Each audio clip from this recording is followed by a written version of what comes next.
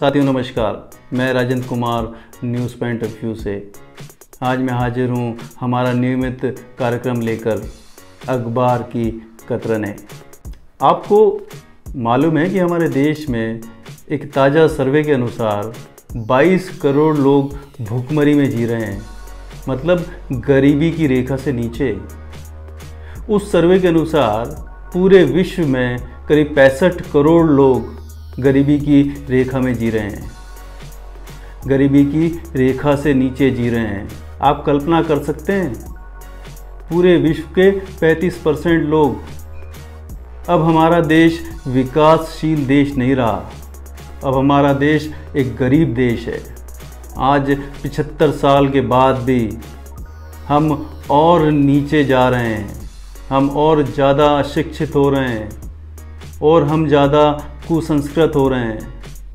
हमारे यहाँ कुरीतियाँ, अधारणाएँ, रूढ़िवादिता, जाति प्रथा, धर्मांधता चरम सीमा पर है और यही कारण है हमारे पिछड़ेपन का, हमारी गरीबी का।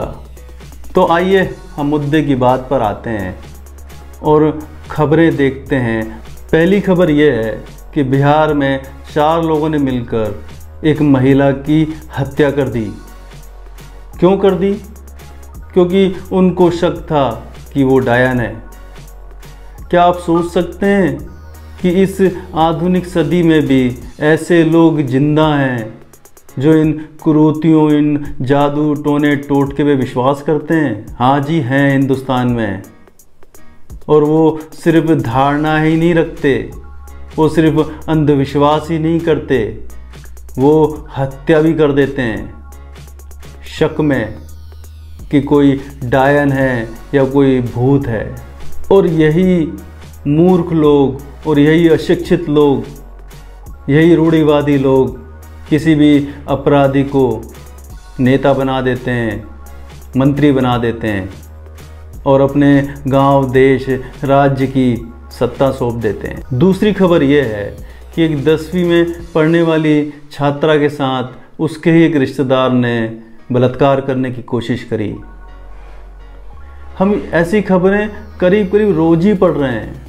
किसी 60 साल की बुजुर्ग महिला के साथ गैंग रेप किया गया, ऐसी कई खबरें हम रोज पढ़ते हैं। क्या हम फिर से जंगल की तरफ जा रहे हैं? क्या हम पशुता की ओर जा रहे हैं? पशु भी तो यही करते हैं ना, खाना पीना, सोना, मौज करना और प्रजनन करना। आप अपने आसपास देखिए क्या हो रहा है। सब मौज करने में लगे हैं, खाने पीने में लगे हैं, कैसे भी बेईमानी मक्कारी करके पैसा कमाते हैं और सेक्स करते हैं। ये किस चीज़ का परिणाम है? ये फिल्मों का असर है। ये जो सोशल मीडिया पे जिस तरह के कार्यक्रम देखते हैं, जिस तरह की रील बनाई जाती हैं, जिस तरह की फिल्में बनाई जाती हैं, जिस तरह से वेब सीरीज़ आ रही हैं, ये सब उसी का परिणाम है। लोगों को समझना चाहिए कि उनको सेक्स की ज़रूरत नहीं है, उनको ज्ञान की ज़रूरत है। तीसरी खबर देखिए कि एक पति ने अपनी पत्नी को और उसके प्रेमी को चाकुओं से गोद कर मार डाला। अगर उस पति को अपनी पत्नी से प्रेम होता तो वो क्या पत्नी को मार देता? ना तो इन मूर्खों को ये मालूम है कि प्रेम क्या होता है, ना इनको ये मालूम है कि शादी क्या होती है, ना इनको ये मालूम है कि जीवन होता क्या है, हम जीवन में आए क्यों हैं, हम जी क्यों रहे हैं। इनको कुछ नहीं मालूम। ज़्यादातर लोग ऐसे ही हैं। ये समाज पर बोझ हैं। ये समाज पर बोझ ही नहीं है, समाज के दुश्मन हैं।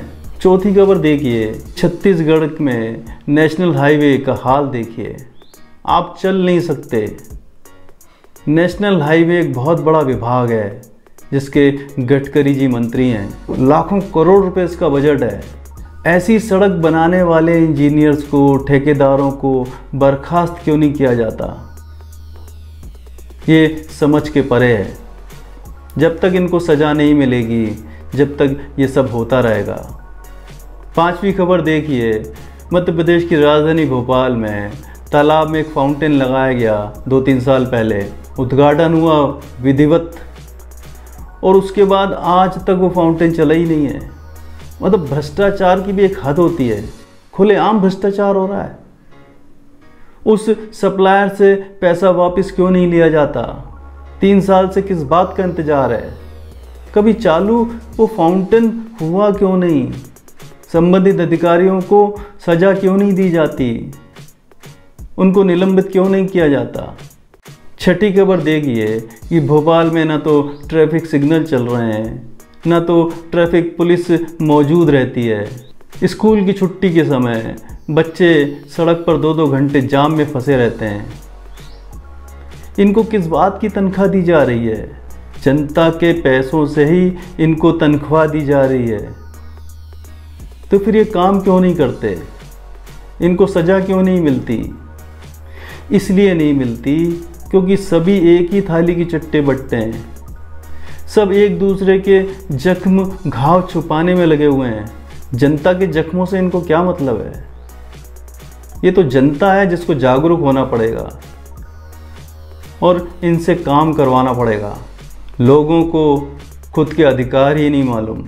जिस दिन जनता पूरी तरह से जागरूक हो जाएगी, इनका जीना मुश्किल हो जाएगा। और भी खबरें देखिए, रेलवे ने राष्ट्रीय धरोहर को ही कबाड़ में बेच दिया।